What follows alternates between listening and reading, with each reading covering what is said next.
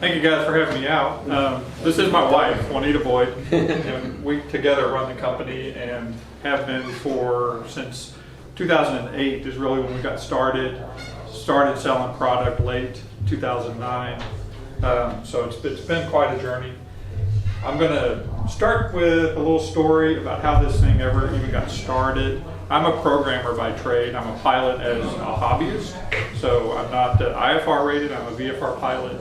Fly for the love of it. I'm going to talk about the story that, you know, kind of got me as a pilot rolling and got this product rolling.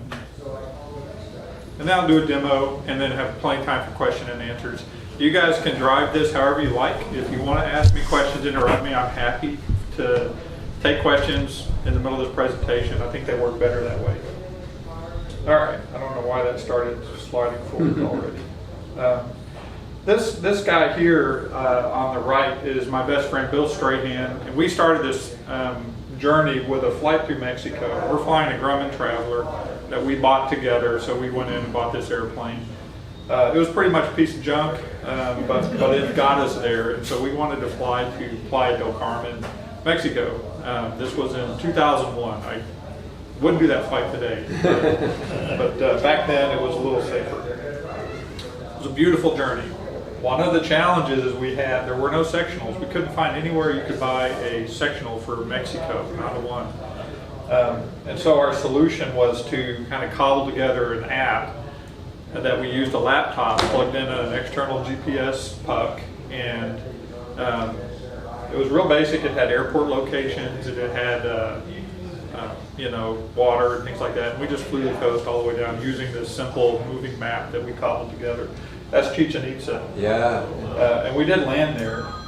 That was an adventure. This is the laptop we use. It's the only picture I found of this, and there's no remnants of this app that I can find anywhere, because this was in 2001, so this was a long time ago. The internet was new then. So that's the Chichen Itza airport. Once we landed there, our tanks were empty, and we learned they had no avgas. One of the issues with flying through Mexico, you never know. They could truck it in, but it was extraordinarily expensive, so we ended up borrowing somebody's big industrial van with a 40-gallon drum in the back seat and went and filled it up with Mexico, you know, unleaded, and it worked. Everywhere you landed, you're greeted with these 16-year-olds with M16s, you know, and because all the airports are military run. But you really put Mexican unleaded in your airplane? I did. No, we did. We had the MOGAS STC. Yeah, but unleaded isn't approved. Well, that's the only MOGAS there is. I'm just curious. Yeah. You didn't lose any seals or anything like that?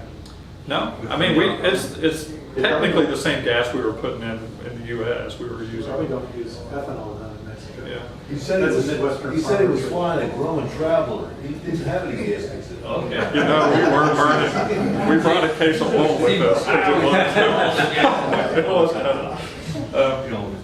Okay. But yeah, we asked these kids, hey, let's take a fun picture, and the guy just like immediately, all right, this will be fun. And so they're pretty lax. But Juanita and I continued to own and fly this airplane for many, many years, maybe 16, 17 years. Really enjoyed it, and then it was tied down outside of Bill's house, got totaled in a hailstorm, turned it into like a golf ball, and so we ended up just taking a payout. We haven't flown really much since then at all. Rented 172s a couple times, but now I'm kind of in the market for an airplane because our kids are going off to college, our life's changing. But that is the story of how this thing got started. It was this app, and then I continued to do development in my commercial enterprises for the next 6, 7, 8 years. And then in 2008, the market crashed, and I thought, you know, I really want to do something I really want to do instead of just working for other people. And so I spent about a year and built the iFly EFB app. And originally it was on a piece of hardware, the iFly 700, because this was before the iPhones and iPads were really big at all either. I think the iPad came out in 2009 or 8 or 9. So it was originally hardware. We continue to sell and upgrade that hardware for many years, but it was probably 2015 we ported it to the app. So now we focus mainly on the Android and iOS and the Windows versions of this product. Okay, so our purpose and what makes us different. We want to create an innovative EFB that prioritizes safety, ease of use to enhance the joy of flying. Right. So a lot of the EFBs do everything. They'll plan your drive to the airport. You know, they just put so much in there. But ours was designed from day one as a navigation tool, not as a lot of the apps started as a flight planner and then they kind of evolved into the cockpit. Ours started as a navigation tool and then we started adding more and more capabilities for fancy flight planning, things like that. But you see it when we'll get to the demo that we're really focused on ease of use in the cockpit as a navigation tool. So how do we do that? We focus on the features that are, ease of use and safety related. We work on any platform, so we don't force you to go buy a particular piece of hardware. Whatever you own, it'll probably work fine on. We work hard to provide best-in-class support. So if you call our office, it rings our phones at McKinney. It's not going to China. It's not going. Sometimes it'll go to voicemail if we're all on the phone, but we're there answering the phones 9 to 5, Monday through Friday. Excuse me, where are you located? I forgot. McKinney, Texas. Okay. Yeah, our offices are actually on the airport at TKI up there. Thank you. North Dallas. Yeah, north of Dallas, correct. Oklahoma. All right, thanks, guys. I got a question. Yeah. So you buy your program, does it come automatically that will work on any, or do you have to buy a specific one for Android or Apple? No, you can use it on multiple devices with one subscription. We'll talk about that here at the end, but you just go to the App Store or the Play Store and download it. Yeah. And then, our subscription can be shared across multiple platforms. Yeah, I just wondered if it, yeah. And then we do try to focus on our user community. So we're not just trying to do this on our own. We do talk to our customers a lot. We have a client advisory board that we talk to on a regular basis. These are our customers that use our product, and we are constantly soliciting feedback from them to try and make it better. Bottom line, your EFB should be easy, intuitive, relevant, so you can focus on the adventure, not the app. We want the app just to make sense and work the way you expect it to work. So safety, I got a few slides on safety here. We have highly visual and audible call-outs for all the alerts. So it's terrain, obstruction, airspace, traffic, and even attitude if you have an ADSB with an AHRS. And you got your head down in your cockpit or in your app a little too long, you drop a wing, it'll pop up an alert on that. So we've got all sorts of different alerts built into the system. And these are included with every subscription, so you don't have to pay anything extra for these features. Ours comes with very high contrast synthetic vision. It's either full or split screen. It includes 3D traffic, highway in the sky option. And all of this is also included with every subscription, so we're not nickel and diming. Other safety features, terrain shading. This is the attitude alert I was talking about. A safe glide ring, so you can always see, if you do have an engine out, how far can you glide, and if an airport is within that radius. We have an emergency mode, which gives you, again, this is a list of airports, and the green ones here are within gliding distance, and the little arrows on the little green bar are relative direction, so you can immediately start navigating until that arrow is in front of you on this emergency mode. We have emergency checklists. All of these with every subscription. So ease of use. What do I mean when I say ease of use in the cockpit? Because everyone says that ours is easiest to use. That's a common buzzword. I'm going to demonstrate what I mean by ease of use. But highlighting, we have big clear buttons, simple gestures, high contrast colors. When I was originally building the app, my test flights, I'm in Texas. You go out on a summer day, you're bouncing around, and I realized real quick, that button is too small, because you're trying to hit it and you're missing it, or a double tap, you're trying to double tap and you're bouncing around, or even a tap and hold and your finger jerks. These complex gestures can make using the app difficult in flight. So we've focused on making this usable in flight.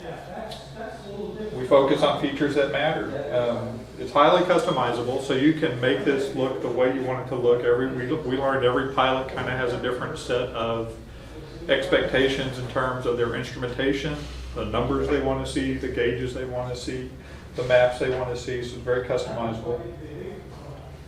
And then we put very useful tools in there. We're not putting every bell and whistle you can imagine because it just clutters up the user interface. And then we're very open to different ADS-B devices. Focus on easy workflows. Real Plan is one of our really cool features that's unique to us, and I'll show you that shortly. And we do consider ease of use one of our major safety features. You don't want to waste all your mental energy figuring out how to use the app. You want to fly your airplane, and the app should just work for you. Just let you focus on, being a good pilot.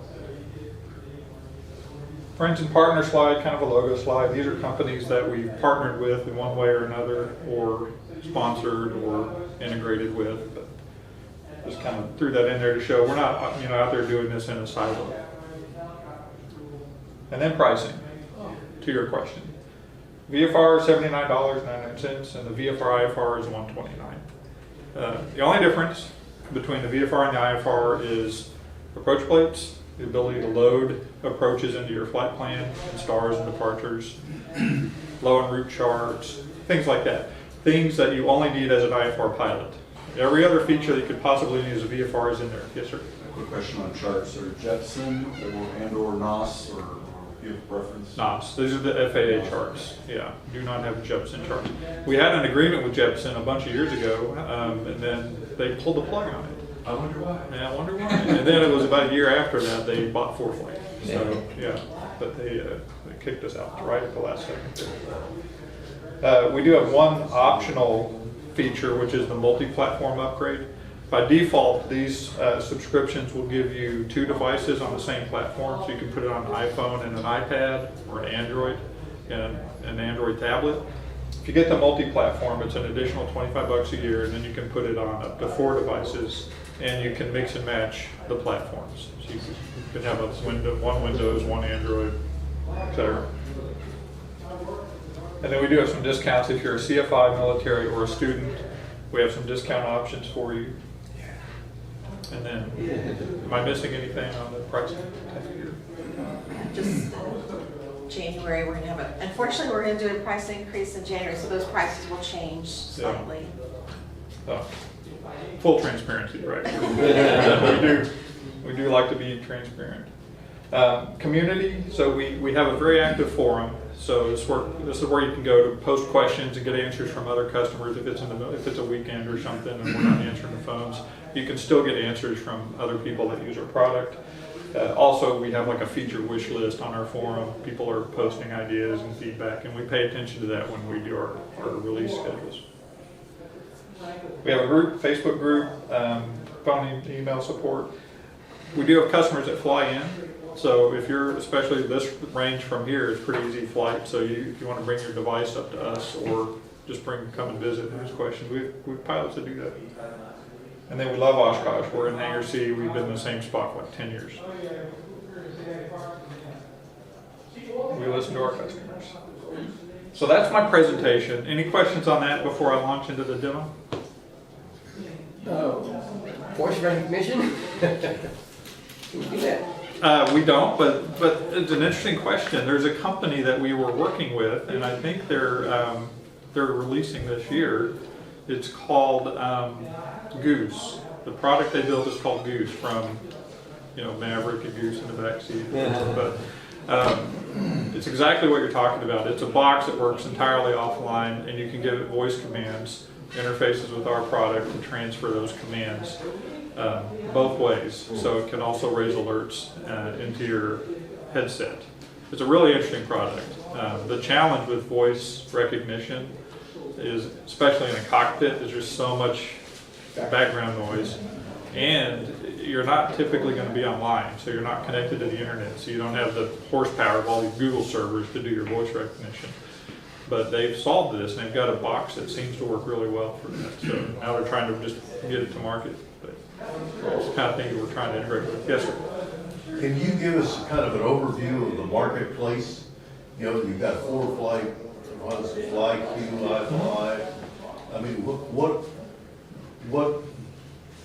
is the marketplace like that? What percentage of the market does each of those have? Well, FourFlight is the gorilla. They have, I don't know, 60% of the market. It's really the bulk of it. Garmin, I'm not sure. I mean, none of these companies share their numbers, so it's hard for us to know what the relative percentages are. But FourFlight and Garmin are kind of the dominating ones. We believe we're firm number 3 in the market behind those two. Wow. And then there's FlyQ, WingX, and a few others, Droid EFB. We have a chart that we put up here. It's a comparison chart of all the major features that most general aviation pilots are looking for. And then at the bottom we even have pricing and things like that. So we'll have to reprint those here in a few minutes. Okay. Anything else? I'm going to launch into a demo. It's not our last opportunity for questions. So when you launch the app, it lands on a moving map, right? So it's immediately ready to use. And I'm going to just show you a few elements of this here. Now this is the Windows version, so it's a bigger screen. This works. The user interface works the same on a small screen. Hey, come on in. Works the same on a little phone. So once you get good at one platform or one device, it's going to work the same on all devices. We do this because we have one code base. It's all .NET. We use a technology called Xamarin. All right, I'm a programmer, so that's why I'm drilling into stuff I don't need to. But we're excited about our code base because that's the reason a lot of other apps don't do it that way, because it's a lot of work to have to build your app for Android and then rebuild the thing all over again for iOS. We've solved that by using some Microsoft technologies that let us use one code base that can power all these different platforms. All right, big buttons. So you'll notice if I hit the menu, the menus that pop up are really high contrast, easy to find, easy to use, panning, zooming, all of that. Of course, I'm always running demo versions on here. Where are we getting this?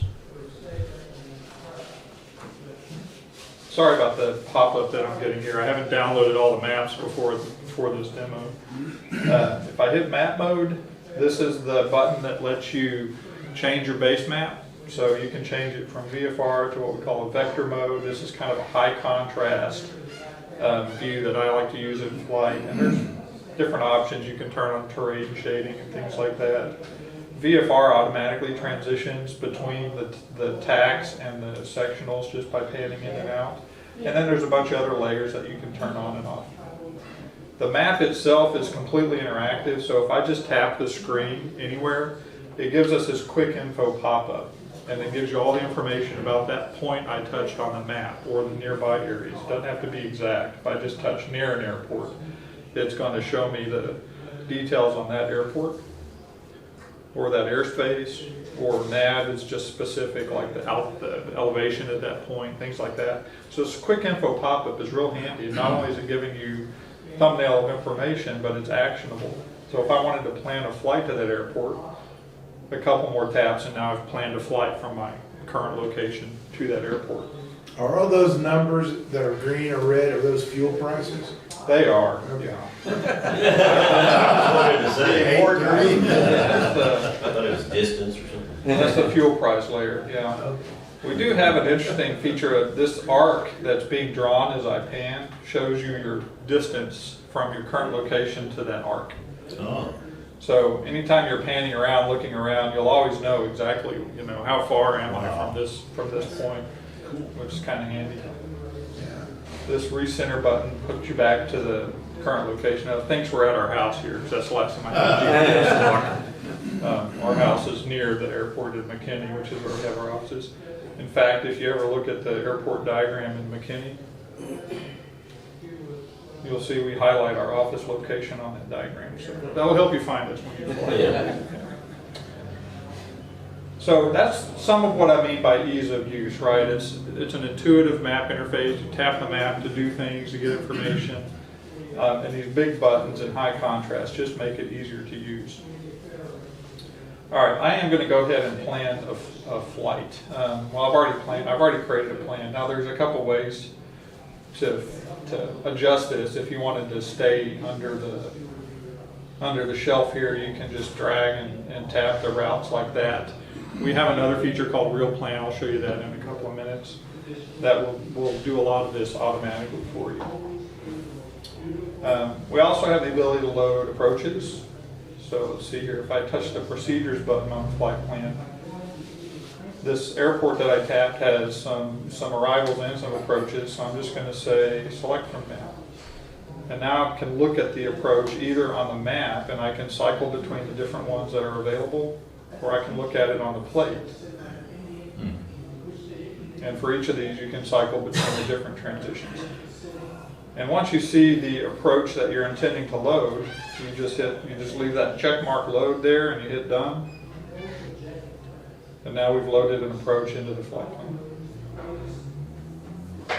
And this does include all the altitudes and everything as well. So hit the altitudes button here, you'll see it's got the full approach and altitudes, and it shows you all the airspaces you're going through and all that. Oh, wow. Does the app export flight plans to the popular flight decks that are out there, like Garmin or Diamond?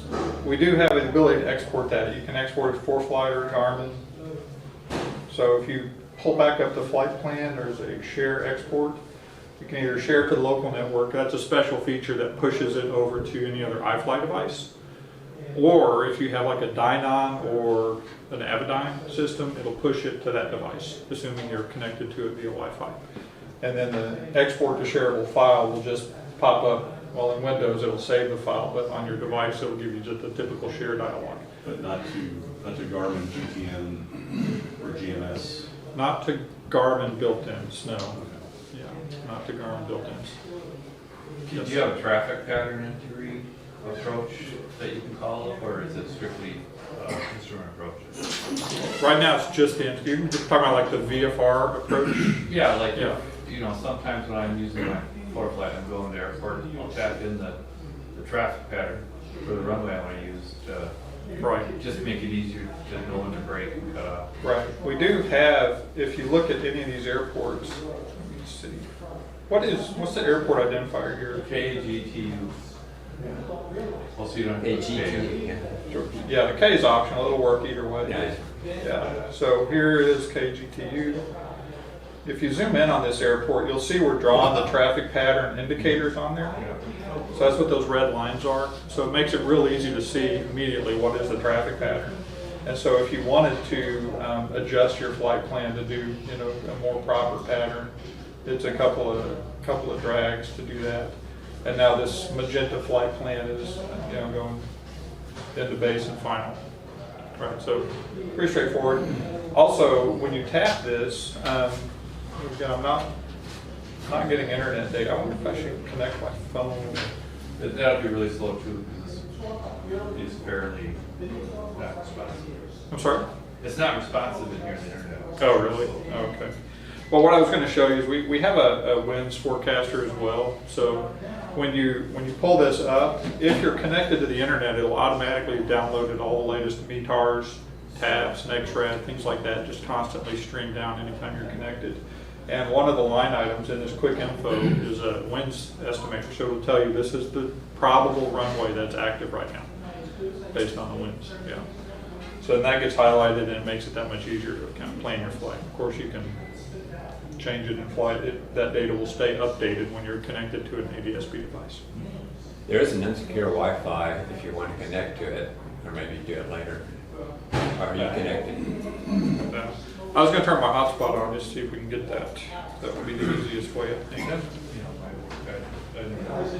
It's pretty zippy nowadays, we're 100 megabit now. Are you? Yeah. Because it's taking forever just now for me to download the crash. I'm not going to delay our demo to wait for that. But if we get connected, we might be able to start seeing that data. And it should automatically There's no LTE on there. I should have just used the other one. Okay. Quick question. Yes, sir. So we take our iPad into the airplane, it's got a Dynon system in it already. Where are you getting data from Dynon or only ADS-B, or were you getting the actual position and attitude data? We'll tell you from a lot of sources. So your iPad has an internal GPS, or a lot of them do, so we'll use that. Okay. But if you're connected to a Dynon or an ADS-B device, chances are we're going to get a better GPS position from that. So we'll use that first, and then it'll just fail over to the internal one if needed. So that's typically how it works. If you're connected to Dynon, you will get GPS data from the Dynon, from your certified device. This is true from almost all the ADS-B devices have a built-in GPS. So we'll use that for your position. And so since one of your primary functions is navigation, so it's calculating winds as you go along, all that? Correct, yeah.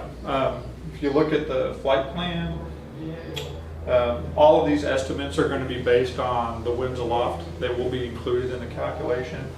But are you calculating real-time winds as well? Do you want the METAR winds, or because we have two wind No, as you're meters. flying along, you're headed 360 to maintain a course of 005. Right.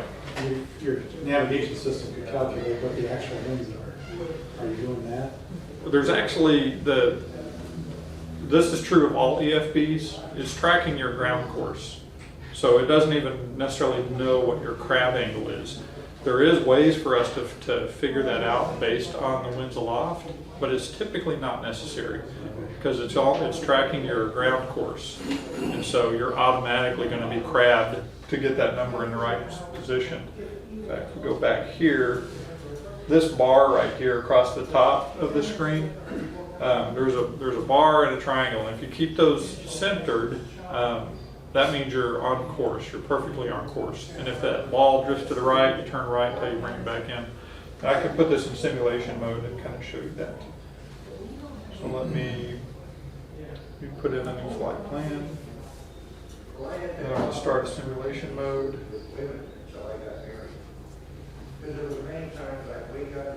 And this basically lets me pretend like I'm flying the airplane. It puts a little control up there. It lets me speed up, slow down, things like that. So I'll put some forward speed and a climb. If I start to turn off course, now what's being highlighted here is the terrain because I started at ground level. Terrain. That's the kind of audible alerts you'll get in your aircraft as well. So it's extremely visual.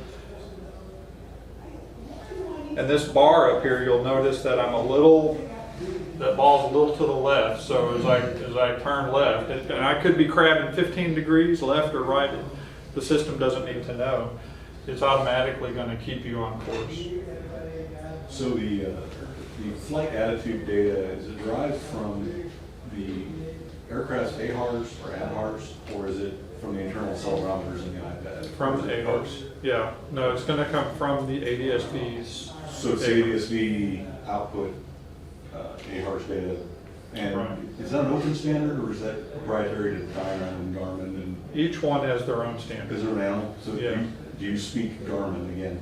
We don't speak Garmin at all, but it's not by our choice. Okay. Yeah, we've had many So conversations I had with a Garmin GTX 345, which has an internal ADHRS in it. Right. It wouldn't see that. As of today, we do not support that. Got it. But Dynon you do, and Avidyne. Dynon and Avidyne we do.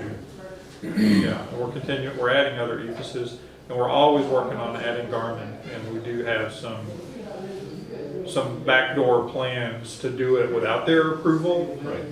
Just explore the interface and see what's. Yeah, see what's it's somewhat encrypted, especially the handshaking, Yeah, the ability to get connected. connects to Yeah. MX is proprietary. Yeah, but there's ways to do that. So we're always looking at ways to try and get Garmin supported. All right, so let me stop the simulation mode. Another feature we have, I showed you earlier, was the EFS. So I'll turn that on, and this is our synthetic vision. Again, we're not going necessarily to make it the prettiest synthetic vision. If you're at an airport, we do show the terrain around the airport. We don't have the terrain for the entire country downloaded. Most of the time when you're flying, when you're en route, what you're interested in is mountains, obstructions, major water, things like that. So if we pan over here to the Rockies, you'll see everything that's red is a higher elevation than we are. Yellow is less than like 500 feet of clearance. So very high contrast, and that's intentional, yes, sir. Do towers show up? Yes, we will show towers here as well. It is very configurable. You can pull up the settings for this, and there's lots of different things you can turn on and off, like the instructions. You can decide what size instruction do you want to see. I'm going to show you another demo of this in flight.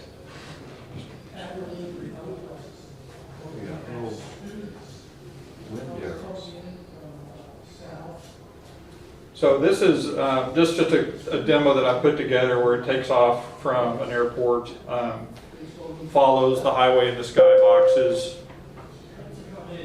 and just simply flies a low altitude route through some mountainous area.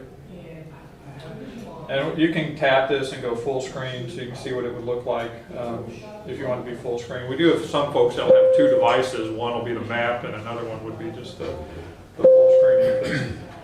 But you see we have the tapes up here, the typical EFS attitude tapes, things like that. But this is going to keep pestering us because I'm flying so low. Just a quick demo. So basically, you have 2 minutes and 15 seconds to get to the target and release your box. That's what I got to know your action. I mentioned earlier how customizable this is. I'm going to show you what I mean by that. I mean, if I went into this menu setup, this isn't something you typically do in flight, but there's a lot of things that you can turn on and off. You can control the units of measure, whether you want to see nautical miles or statute miles. If you want your compasses to be typically true north or magnetic, fuel, it could be gallons or pounds or liters, but it's very configurable from that perspective. But the map itself has a lot of different bells and whistles that you can configure, turn off and off. And we also have a lot of aircraft profiles that you can set up. So when you're creating a new aircraft profile, there's no limit to how many of these you can build. So I'm just going to add it to, this is a new version of my 172, so maybe I have, sometimes I'm flying a little hotter and I want to have a different climb and descend spec. And all of this will get used in the calculations that the system uses.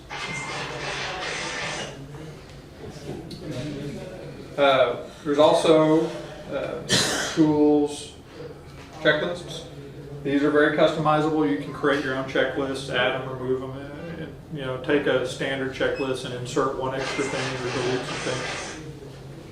Can you import documents like my checklists are Word documents? Can you import those into yours? That is coming, yes. So this feature came out just about a little less than a year ago. And the next iteration includes the ability to import and export these checklists. So one of the things I did is I did mine in columns, but when I imported it into ForeFlight, it's one continuous strip, which is really convenient. Will yours work approximately the same way when you import that or do that? It'll work like this one does. So it's in sections. So there's a before start. No, I'm talking about if I import a Word document for a checklist instead of using yours. So we're going to have a kind of a standard importing template. So you might have to do some copy and pasting to get it into that format. Okay. But yeah, it'll be a section and a list of items. Yeah. I'm just trying to figure out ways to use your product without changing what I do to it. Right. No, I understand. Yeah. And honestly, when we start actually implementing this feature, we do this for all of our features. We're going to go do a competitive analysis, see how other people are importing these, and we may end up totally cloning how ForeFlight did it. And that's how we did it with like exporting flight plans. We didn't invent a new format for that. We just shared both Garmin's and ForeFlight's export formats. We use the same ones. Another thing we can customize are the instrument groups. So what we're looking at here is a basic stack. The left side is kind of the static information, ground speed, flight duration, your current track over the ground. The right side is the course information for your navigation. So the bearing, the turn, if you need to make a left or right turn to get back on course. Where are we looking here on the screen? On the very top. Oh, okay. I'm sorry. Yeah, let me get rid of that.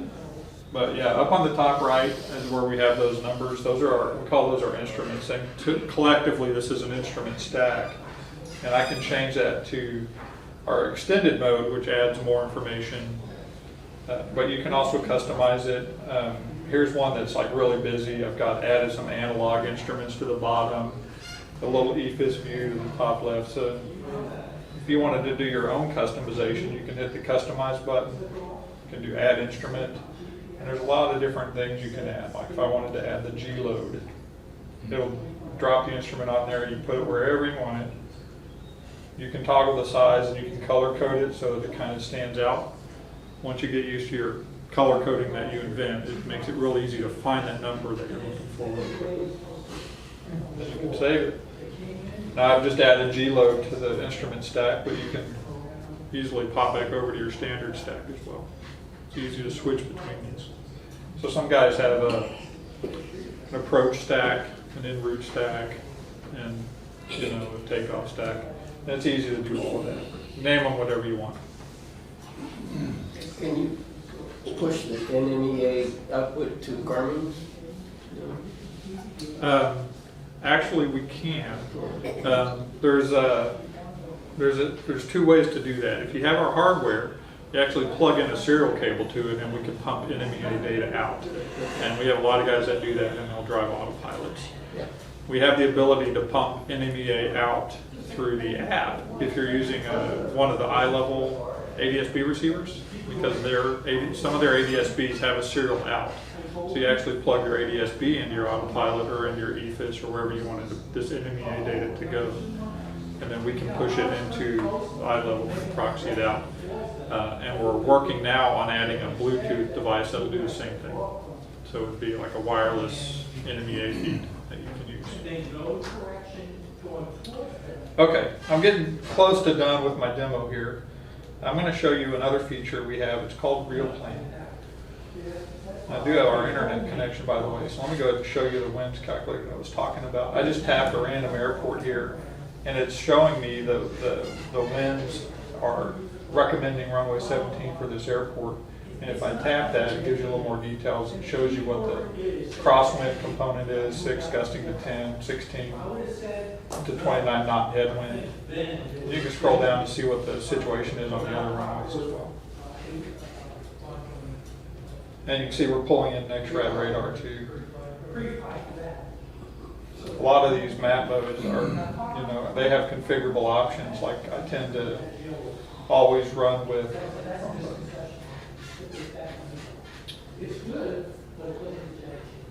I usually just leave the NextRad animated so you can see like a 30-45 minute view of where it's going. For now, for this part of the demo, turn that off. All right, I'm just going to plan a flight from Oshkosh to Amman.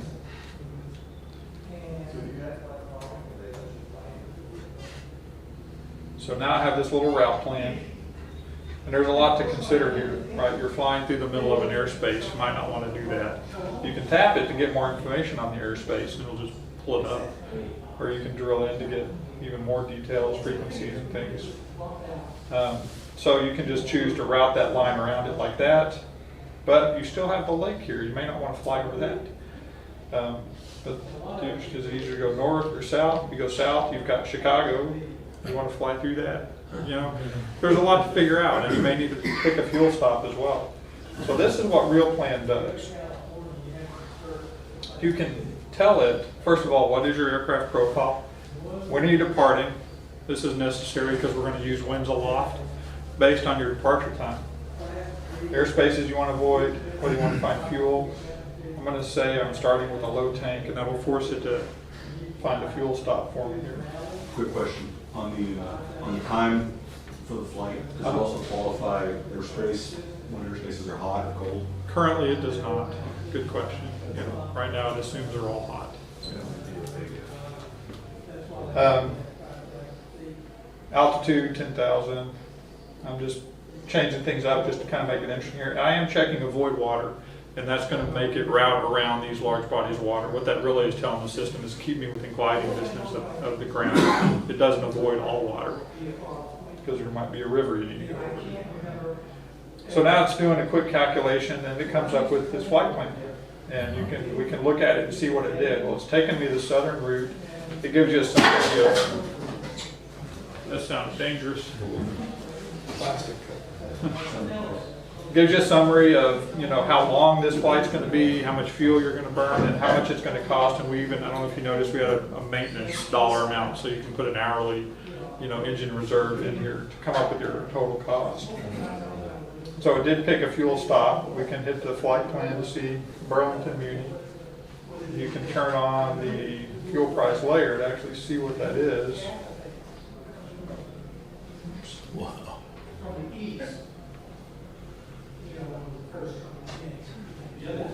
So 459 is our fuel stop. So we found a good cheap fuel stop. But you can tweak these settings. Like if I were to say, if I were to rerun it and say I could go 14,000,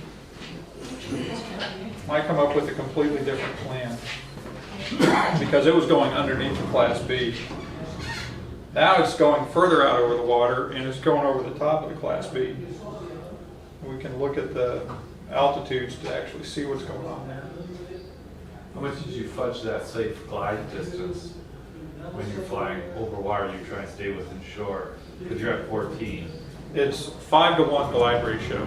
That's really conservative. Yeah, when you're at moderate, because if you do get to shore, you're going to want a little bit of time to find your spot. So I So, don't get my feet wet. so yeah, there's actually, if you change this to safest or riskiest, it's basically changing the glide ratio. Moderate is 5-to-1, but if we do safest and rerun it, it's going to keep you real close to shore. It's more like a 1-to-1. So now it's really hugging the coast now. So it's very configurable. You run this thing the way you want. And we do always recommend review this flight plan when it's done to make sure it's exactly what you want and what you need. That is a real plan. And we're proud of that feature. There's a lot of work that went into it. Using the winds aloft, we ran into some really interesting challenges. There's one flight that Brian is my main programmer that was working on this feature. We were doing this straight line flight across the center of the U.S. No mountains, no obstructions, no airspaces, and it was doing a big arc. And we're like, why is it not just a straight line? But it wasn't a great circle route. It was actually following the winds aloft. Because we don't actually look at the distance, we look at the time when we're doing all these calculations. So it could get from this point to this point to this point to this point to this point, and it all added up faster than this point. Because it's big circular wind patterns and it's just following the Just out of curiosity, how many minutes was it faster than you recall? minutes. Yeah, exactly. Yeah, when you're flying an airplane, it's minutes. I've since learned that like blimps and things like that have these extraordinarily complex algorithms where they very intentionally do that. But if you are flying right through the middle of one of these big circular patterns, you're crabbing one way and then you get to the other side and you're crabbing the other way. Whereas if you follow the winds, it's, you're following you got a tailwind the whole way. So it can make a difference. Any other questions for me? So ForeFlight now has a forcing upon me a zero fuel weight, which my airplane never had in its entire certification. So have you done that route with your weight and balance and The crazy zero things? fuel weight? Yeah, it's like some airplanes don't really have a zero fuel weight, but now in ForeFlight they all do. I don't know. I guess we do. But you configure the weight and balance profile yourself. So it's, you would set this up how you're going to use it. Okay. So yeah, it's pretty configurable. If I go to edit template here, you're defining your own empty weight, empty CG. We have some databases to help you get started, but you're gonna define your own empty weight. So I guess conceivably you could leave some fuel in there with your empty weight. Well, zero fuel weight is how much you're allowed to put in the airplane with no fuel. It's a restriction. So they've created a restriction that didn't previously exist. Yeah, I guess I'm not familiar with that. ForeFlight. Yeah. Zero fuel weight is for big or heavier airplanes. I know it. Well, it's not for Bonanza, but it shows up on a Bonanza. I know, but it's not relevant. Yeah, I get it. That's why I don't need to They say put it in there with ForeFlight's favoring now all the heavy jets. They put the Right. Performance Plus programs in there favoring all the charter guys and guys Yeah. flying corporate jets. And the little guys just don't need that. Right. It's just in there, but And you don't but if need you it. want day hires and stuff, that's the plan you need. So it's kind of crazy. Zero fuel weight's the same as your other weights, gross weight. I know what it is, yeah, I'm just saying that to throw it into an airplane that never had it for no reason, it's kind of crazy. Right. Okay, good question. Anything else? All right. Juanita, did you have, oh, yes. If I remember right, up at Oshkosh, you have that big luggable heavy-duty platform to put it on. We do have that now, yeah. We brought one, if you want to look at it. It's in my, yeah. So we've kind of got our own aviation tablet that we branded. What's the light? Yeah, I think the lights. Oh, and by the way, I've also got an Android and an iPad here. If you did want to see it working on something other than my Windows platform, we can boot these up. This is the aviation tablet that you're asking about. Yeah. It's a rugged device. It's sunlight readable. It has an 800-inch screen, a 5-hour battery. It's an Android tablet, so you can put whatever you want on here. It doesn't have to be just our app, but we've branded it iFly EFB aviation tablet, and so we haven't completely gotten out of the hardware business. It's still Are the plug things on the sides or in the back? They're on the sides. Okay. Yeah, and we do have a docking station as well. Oh, you do? Yeah, so the docking station snaps in, and then all the cables come out the bottom, and you can Okay. hardwire it all in, so you just snap it in. Andy? Yep, good question. All right, well, thank y'all again for letting us do our